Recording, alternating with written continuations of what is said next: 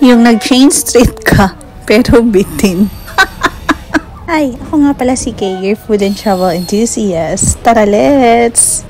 Yun na pala yun. Talaga ba?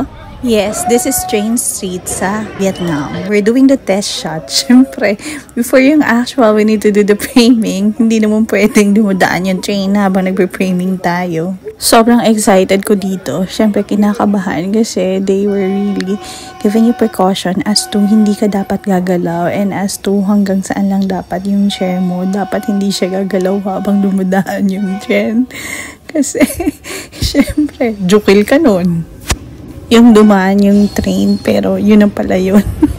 Tada! So, paano yan? Bitin. One more time. We went here late in the afternoon para maghintay ng train since we don't know the train schedule.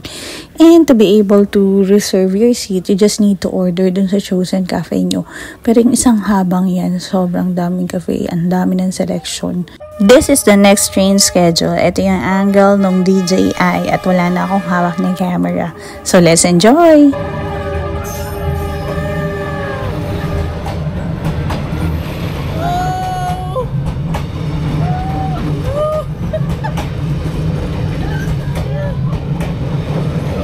Yes, nagsisiksik ako dun sa wall kasi bawal kang gumalaw. Pag gumalaw ka, alam ko, mapapa-advance yung schedule mo sa langit. So, be careful with that.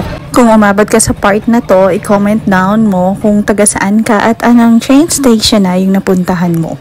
This is a once-in-a-lifetime experience na hindi mo dapat palagpasin. I hope nag-enjoy kayo na chill. And until our next gala, follow me and stay tuned for our next exciting adventures. Tara, let's! Ta-ta!